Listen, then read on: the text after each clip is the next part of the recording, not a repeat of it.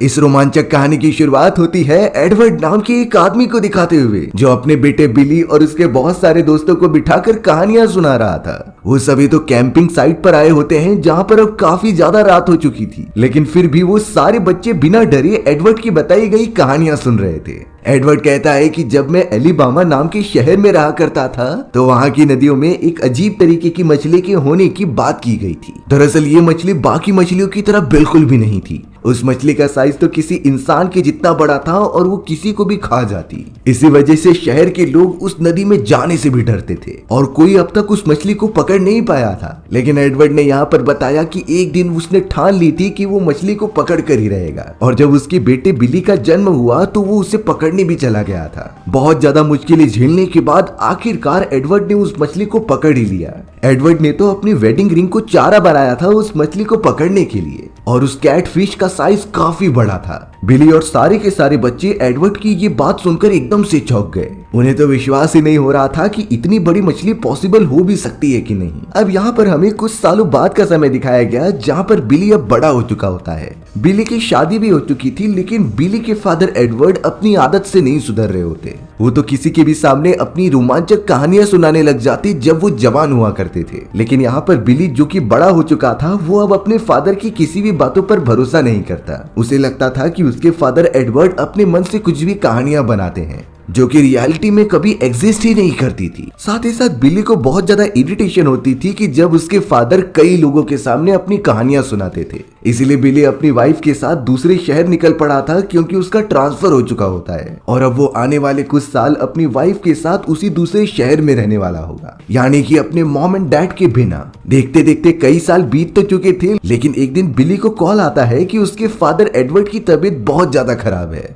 इसीलिए अब बिली एक बेटा होने के नाते एलिबामा सिटी में चला गया, जहां उसके फादर रहा करते थे। बिली तो अपनी वाइफ के साथ फ्लाइट के अंदर तुरंत ही निकल पड़ता है। रास्ते में यहाँ पर बिली को अपने फादर एडवर्ड द्वारा बताई गई एक कहानी याद आ रही थी। दरअसल ये उनके बचपन की कहानी होती है, जब उनके शहर के अंदर एक ऐसी विच रहा करती थी, जिसकी आंख में देखने पर हमें अपनी मौत दिखाई देती है, और वो चीजें आगे जाकर रियलिटी में कन्वर्ट होंगी ही। जब एडवर्ड और उसके सारे दोस्त विच के पास चले गए थे और उसकी आंख में देखा, तो उन्हें लिटरली अपनी मौत दिखाई देती है कि किस तरीके से वो सभी लोग आगे चलकर मरने वाले हैं। बाकी सारे दोस्त तो भाग गए थे, लेकिन जब एडवर्ड ने देखा तो वो हंसने लगा। लेकिन बिली को ये कहानियां भी एकदम बनावटी लगती थीं, जिसे कि एडवर्ड ने अपने हिसाब से क्रिएट किया है। अब बिली सीधा अपने फादर के पास पहुंचता है, जिन्होंने दवाई खाना भी बंद कर दिया था। बिली ने अपने फादर को दवाइयां दी और उन्हें कंटिन्यू करने के लिए कहा, लेकिन एडवर्ड कहता है कि शायद मेरा समय आ चुका है और मैं चाहे कुछ भी कर लूं, मुझे वो मिलकर ही रहेगा। लेकिन एडवर्ड इसीलिए खुश था क्योंकि एटलीस्ट उसका बेटा उसे देखने तो आया है, नहीं तो उसे लग रहा था कि बिली हमेशा के लिए उसे छोड़कर ही चला गया। बिली तो आखिरकार एडवर्ड से पूछने लगा कि आखिरकार आपने उस विच की आंख में क्या देखा था, लेकिन एडवर्ड तो सिंपल कहता है कि अभी मैं नहीं बताऊंगा, ये तो एक सीक्रेट है जो तुम्हें आगे जाकर पता चल जाएगा।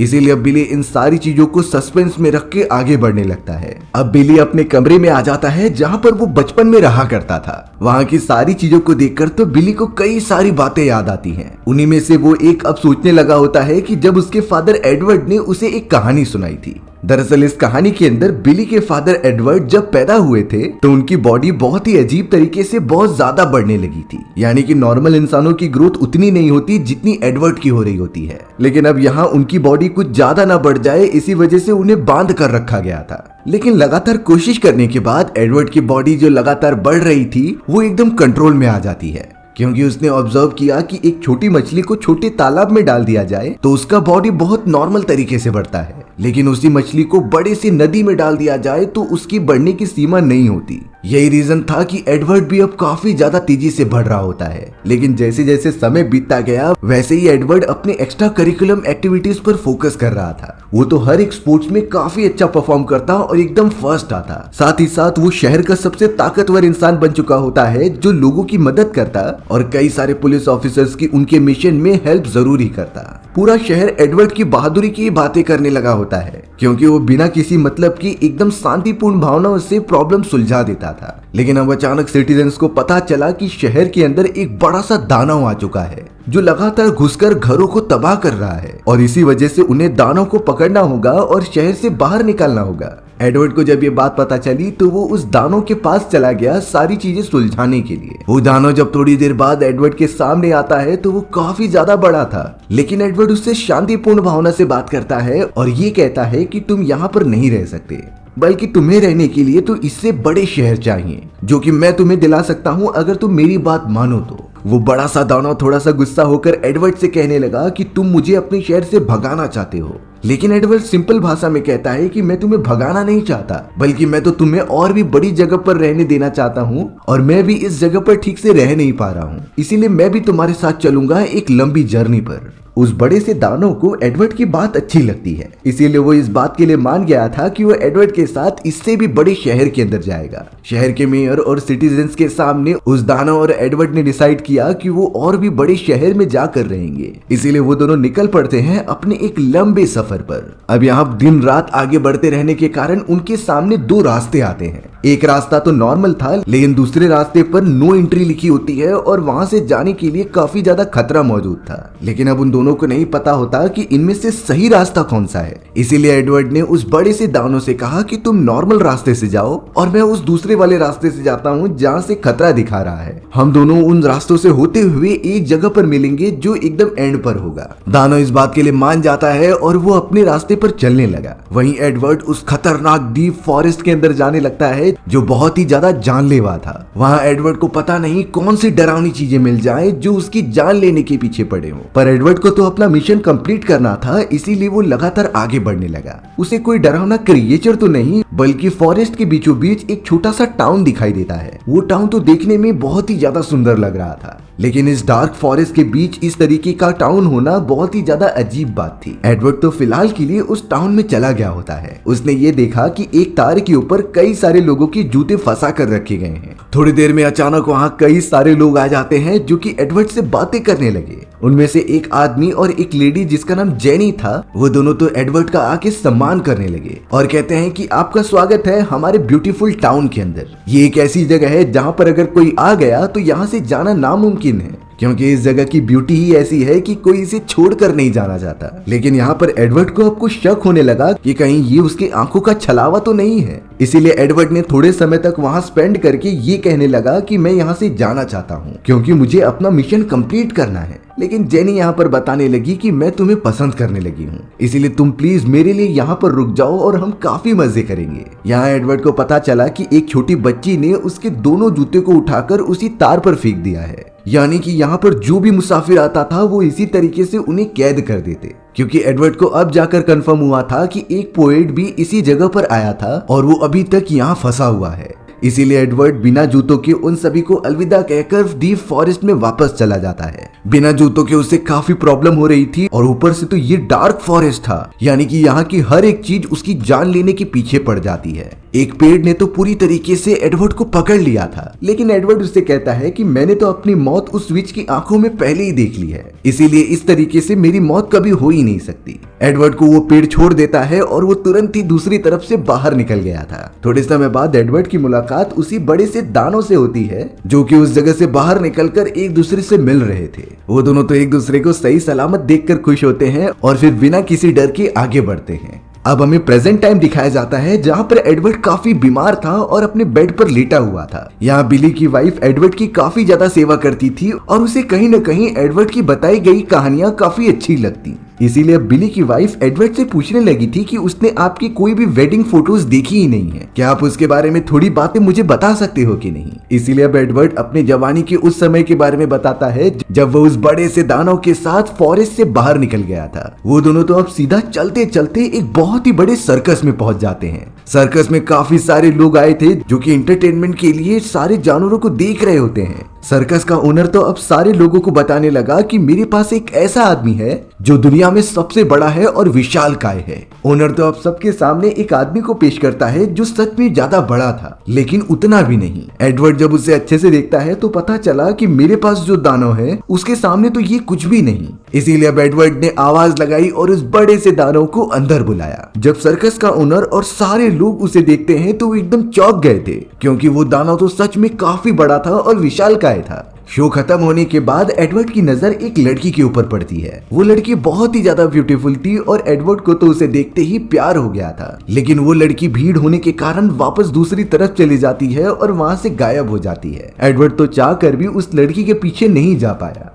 अब यहाँ सर्कस के ओनर ने एडवर्ड को वहाँ पर काम करने की अपॉर्चुनिटी दी थी, लेकिन साथ ही साथ वो ओनर एडवर्ड की मजबूरी का फायदा उठाता है। वो तो एडवर्ड से कहने लगा कि जिस लड़की को तुम पसंद करते हो उसके बारे में मैं जानता हूँ, लेकिन मैं तुम्हें उसके बारे में डायरेक्टली सारी चीजें नहीं बताऊंगा, बल्कि तुम्हें मेरे लिए काम करना होगा और मैं तुम्हें सैलरी देने के बजाय हर महीने उस लड़की के बारे में छोटा छोटा क्लूज दूंगा, जिसे कि तुम कंबाइन करके उस लड़की के पास पहुंच सकते हो और उससे अपने प्यार का इजहार कर सकते हो। एडवर्ड को ये बात अच्छी लगी और वो किसी भी हालत में अपनी लवर के पास पहुंचना चाहता था, इसीलिए उसने दिन रात एक कर दी उस सर्कस में काम करने के लिए। सर्कस का ओनर एडवर्ड को हर महीने उस लड़की के बारे में थोड़े थोड़े क्लूज दिया करता, लेकिन शॉकिंग बात तो ये हो जाती है कि इसी तरीके से कई साल बीत चुके थे, पर अब तक एडवर्ड को जो क्लूज मिले होते हैं उसकी मदद से वो उस लड़की को ढूंढ ही नहीं पाया था। एडवर्ड इस बात से बहुत ज्यादा गुस्सा हो गया और सीधा सर्कस के ओनर के पास चला गया। सर्कस का ओनर जिस वैनिटी वैन में रहा करता था उसके दरवाजे को वो ठकठकाने लगा,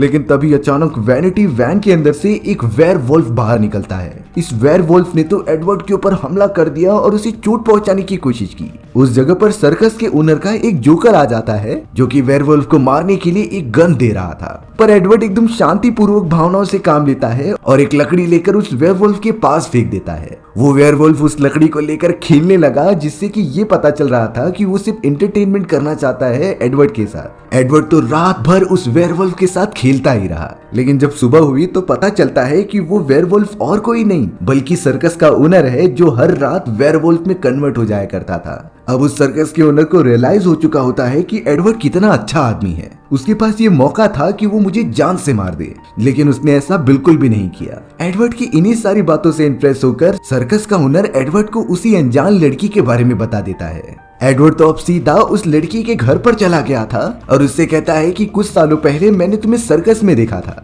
और मैं तुमसे बहुत ज्यादा प्यार करता हूँ, इसीलिए तुमसे शादी भी करना चाहता हूँ। लेकिन वो लड़की जिसका नाम सैंड्रा होता है उसने कहा कि मेरी एंगेजमेंट हो चुकी है बॉब नाम के एक आदमी से। ये बॉब नाम का आदमी एडवर्ड के शहर में ही रहता है, लेकिन फिर जाकर पता चला कि बॉब तो एडवर्ड का बहुत पुराना दोस्त है जिसने कि उसके साथ बचपन स्पेंड किया है। हालांकि अब सैंड्रा कमिटेड हो चुकी थी, पर एडवर्ड इस तरीके से हार नहीं मान सकता था। उसने तो हर मुमकिन कोशिश करना स्टार्ट कर दिया सैंड्रा का मन बदलने के लिए। एडवर्ड आसमान में सैंड्रा को आई लव यू लिख देता है और इसके लिए कई सारे फेवरेट फ्लावर्स लेकर आता है। ये सारी बातें उस सर्कस के ओनर ने बताई थी कि सैंड्रा को कौन कौन से फूल अच्छे लगते हैं। एडवर्ड की इतना ज्यादा एफर्ट डालने के कारण सैंड्रा काफी इम्प्रेस हो चुकी थी, लेकिन जब ये बातें बॉब को पता चलती है तो वो सैंड्रा के पास आ गया और एडवर्ड को उसके साथ देखकर काफी ज्यादा मारने लगा। सैंड्रा यहाँ पर बॉब को रोकने के लिए कहती है, लेकिन बॉब मानता ही नहीं और एडवर्ड को चोटिल कर देता है। इसी बात से सैंड्रा को गुस्सा आया और उसने बॉब की अंगूठी निकालकर उसे दे दी, यानी कि अब वो बॉब से शादी नहीं करना चाहती।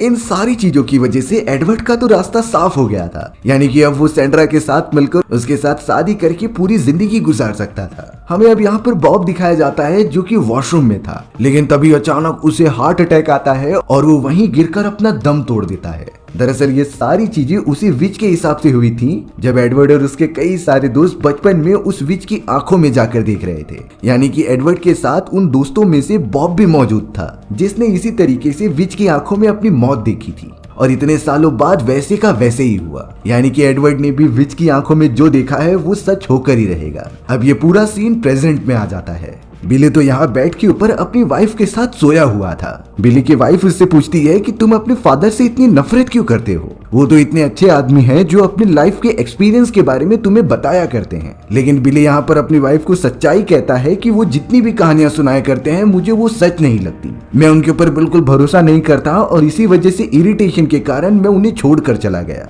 अब अचानक उसी दिन जब बिली पास ही वाले एक तालाब को साफ कर रहा था तो उसे वहाँ पर पानी के अंदर कुछ हलचल दिखाई दी। ये हलचल एक मछली की वजह से हो रही थी जो काफी ज्यादा बड़ी होती है। हालांकि बिली ने उसे देखा नहीं, पर उसे एहसास तो होने लगा था। बिली अब अपनी वाइफ और अपनी मदर सैंड्रा के साथ एक छोटे से कारखाने के अंदर आया जो उनके घर के ठीक साइड में मौजूद थी। वहाँ पर एडवर्ड ने अपने बहुत ही पुराने सामान रखे होते हैं। बिली ने जब उस जगह को अच्छे से देखा तो उसे वहाँ पर एक इक्विपमेंट मिलता है। ये इक्विपमेंट और कुछ नहीं बल्कि वही था जिसके अंदर उसके फादर यानी कि एडवर्ड की बॉडी को बांध करके रखा जाता था, क्योंकि बचपन में उनकी बॉडी काफी ज्यादा बढ़ रही होती है। बिली थोड़ा सा शॉक हो गया क्योंकि उसे लग रहा होता है कि वो सारी कहानियां नकली हैं और उसके फादर ने तो अपने ही मन से वो सारी कहानियां बना दी, लेकिन ये इक्विपमेंट तो सच में मौजूद था। बिली तो यहाँ अपनी मदर सैंड्रा से भी पूछने लगता है कि क्या मेरे फादर ने जो भी कहानियां सुनाई हैं वो सच भी हैं कि नहीं। सैंड्रा ने कहा कि उसमें से मोस्टली सच ही हैं। बिली को अब ये बातें जाननी थी, इसीलिए वहां पर सर्च करते दौरान उसी कारखाने के अंदर उसे एक पेपर मिलता है जो कि किसी ट्रस्ट का था और ये ट्रस्ट उसके फादर ही चलाया करते थे। बिली को इस चीज के बारे में पता करना था, इसीलिए वो दिए गए एड्रेस की तरफ चला गया। ये एड्रेस तो एकदम फॉरेस्ट के बीचों बीच होता है, इसीलिए बिली को थोड़ा सा डाउट हो रहा था। तब जाकर पता चला कि ये एड्रेस उसी अनजान से सिटी का है जो कि फॉरेस्ट के एकदम बीचों बीच हुआ करता था। बिली सीधा उस जगह पर पहुंच गया और वहां मौजूद एक लेडी से बात करने लगा। वो लेडी अपना नाम जेनी बताती है, जो और कोई नहीं बल्कि वही थी जब एडवर्ड के फादर अपने यंग एज में टाउन के अंदर आए थे, और वो लेडी तो एडवर्ड से प्यार भी करने लगी होती है। बिली जब इतने सालों बाद जेनी से जाकर अपने फादर के बारे में पूछता है तो वो सारी बातें बताने लगी। जेनी कहती है कि एक समय जब तुम्हारे फादर एडवर्ड यहाँ से गुजर रहे थे तो उनकी एक तूफान में कार खराब हो गई थी। उनकी कार पूरी तरीके से बेकार होने के कारण वो इस टाउन में पहुंच गए। इस तूफान के अंदर टाउन का भी बुरा हाल हो चुका था और सारे लोगों के घर पूरी तरीके से टूट चुके थे। यही रीजन होता है कि उस टाउन का ओनर पूरी जगह को बेचकर कहीं दूसरी जगह जाना चाहता था। अगर ऐसा होगा तो टाउन के सभी लोग बेघर हो जाएंगे और इतने घने फॉरेस्ट के बीच वो आखिरकार कहाँ जाएंगे। जब इस सारी बातों के बारे में एडवर्ड को पता चला तो वो पूरी कोशिश करने लगे कि टाउन वालों को उनका घर वापस दे दिया जाए। एडवर्ड ने तो अपने एक साथी को ट्रेडिंग करना सिखाया था और वो अब काफी अच्छा हो चुका होता है। उसने ट्रेडिंग में काफी ज्यादा प्रॉफिट किया। इसी वजह से एडवर्ड ने मिलकर उस जगह को पूरी तरीके से खरीद लिया होता है, जिसके बाद एडवर्ड ने वही सारे घर बाकी लोगों को दे दिए थे जिससे कि वो वहां पर रह सके और अपनी जिंदगी गुजार सके। एडवर्ड की वजह से ही वो टाउन आज एग्जिस्ट करता है और आगे भी करता रहेगा। जेनी तो कह रही थी कि एडवर्ड और मेरा एक समय पर अफेयर भी था, लेकिन तुम्हारे फादर सैंड्रा से और ज्यादा प्यार करते थे, इसीलिए उन्होंने उसके लिए मुझे छोड़ दिया। तब से ही मेरी जिंदगी एकदम अकेली पड़ चुकी है। जेनी कहती है कि मुझे बड़ी होकर हमेशा से एक विच बनना था। तभी बिल को यहाँ याद आता है कि जिस तरीके से मेरे फादर एक विच की बात किया करते थे, कहीं वो जेनी ही तो नहीं जो आगे चलकर वो विच बनने वाली है। जेनी बिली के फादर के बारे में कहती है कि उनका सारी चीजों को बताने का तरीका एकदम अलग था। उनके जैसा नरेटर मैंने आज तक नहीं देखा जो इतनी अच्छी कहानियां बनाते थे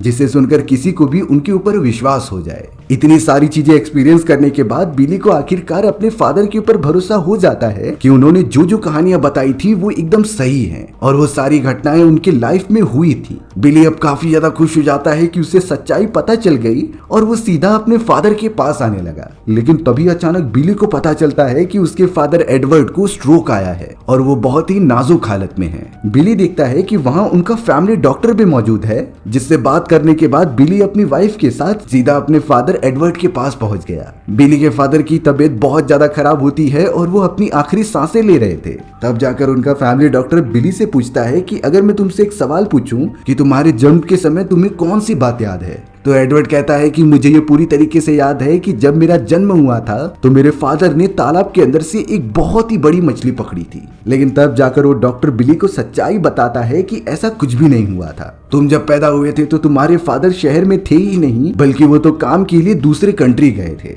लेकिन जन्म के समय तुम बहुत ही ज्यादा कमजोर थे और धीरे धीरे रिकवर करते चले गए। दरअसल उन्होंने जानबूझकर बचपन में तुम्हें वो फिश की कहानी सुनाई थी ताकि तुम अच्छा फील करो और जल्दी जल्दी ठीक हो जाओ, और तुम्हारे फादर का ये प्लान कामयाब भी हो गया। ये चीजें जानने के बाद तो बिली को थोड़ा सा शक होने लगता है कि आखिरकार इसी तरीके से बाकी सारी कहानियां जो उसके फादर ने सुनाई थी वो पूरी की पूरी झूठी हैं कि नहीं। पर अब बिली अपने फादर की इस नाजुक हालत को देखकर उनके पास चला जाता है और उनसे माफी मांगता है कि उसने आपकी कहानियों के ऊपर शक किया। एडवर्ड की हालत काफी खराब थी और वो ठीक से बोल भी नहीं पा रहे थे, लेकिन वो अपने बेटे की बातें बहुत ही अच्छी तरीके से सुनते हैं। एडवर्ड ने कहा कि आखिरकार मेरी मौत कैसी होगी। तब जाकर बिली कहता है कि आपने तो अपनी मौत उस विच की आंखों में देख ली है। लेकिन अब बिली अपने हिसाब से उन्हें बताने लगा कि आखिर वो कैसे मरेंगे। दरअसल अब बिली भी अपने फादर की तरह कहानियों में थोड़ा सा कॉम्प्रोमाइज करता है। और उन्हें अच्छी तरीके से नरेट करके बताता है कि हम थोड़ी ही देर में इस हॉस्पिटल से बाहर भागेंगे जिसके बारे में किसी को नहीं पता होगा, और फिर मैं आपको उसी झील के किनारे लेकर जाऊंगा जहां अपनी बहुत ही बड़ी कैट फिश पकड़ी थी। उस तालाब के किनारे तो वो सारे लोग आए हुए होते हैं जो कि एडवर्ड की कहानी का एक हिस्सा थे और महत्वपूर्ण कैरेक्टर्स भी थे। एडवर्ड तो उन सारे लोगों को देखकर बहुत ज्यादा खुश हो रहे होते हैं और अपना अंत स्वीकार रहे होते हैं। उनके कहानी के हर एक कैरेक्टर एडवर्ड के लिए तालियां बजा रहे होते हैं। एडवर्ड के तो खुशी का ठिकाना ही नहीं था। और अब बिली अपने फादर एडवर्ड को लेकर उसी तालाब में चले गए और पानी के अंदर डुबाते हुए उन्हें वो दे दिया जो वो बनना चाहते थे,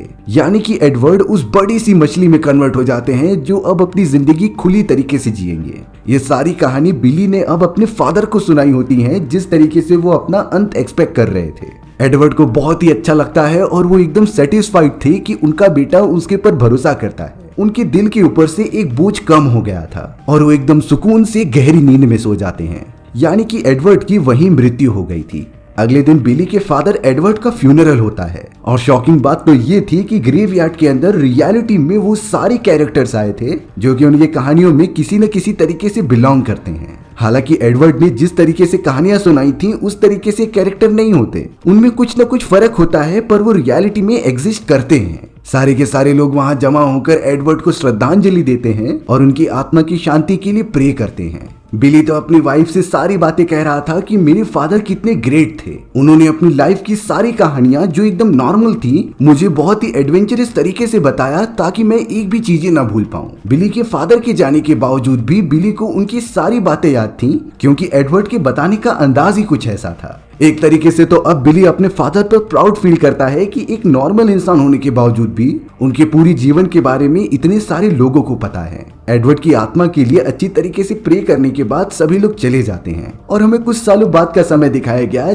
जहाँ पर बिली को भी एक बच्चा होता है। बिली यहाँ अपने फादर एडवर्ड की तरह अपने बच्चे को वो सारी कहानियां सुनाते थे जो उसकी लाइफ से रिलेटेड है, लेकिन इसमें बिली अपने फादर की तरह उन्हें काफी रोमांचक तरीके से बताया करता था। ये इसीलिए होता है ताकि वो अपने जीवन की सारी बातें अपने बेटे के दिमाग में बिठा कर रखे, और यही तो जिंदगी का मतलब होता है कि एक दूसरे के बारे में सारी बातें जाने। बिली यहाँ पर सारी बातें समझ चुका था कि किस तरीके से उसके फादर ने कभी भी हार नहीं मानी। उनकी लाइफ तो एक छोटे से गांव से स्टार्ट हुई थी, लेकिन उन्होंने काफी सारा नाम और शोहरत कमाई। उन्होंने कभी भी सिंपल रास्ता नहीं चुना, बल्कि वो तो कठिन रास्ते पर चलते रहे जिससे कि वो फ्यूचर में आने वाले प्रॉब्लम्स के लिए रेडी रहे और खुद को काफी ज्यादा स्ट्रांग बना ले। सिर्फ इतना ही नहीं, उसके फादर ने तो अपने साथ साथ अपने बेटे को भी स्ट्रांग बनाया उन मजेदार कहानियों को सुनाकर, और अब बिली भी वही कर रहा है अपने आने वाली जनरेशन के साथ। इसी तरीके से हमारी ये एडवेंचरस कहानी यहीं खत्म हो जाती है।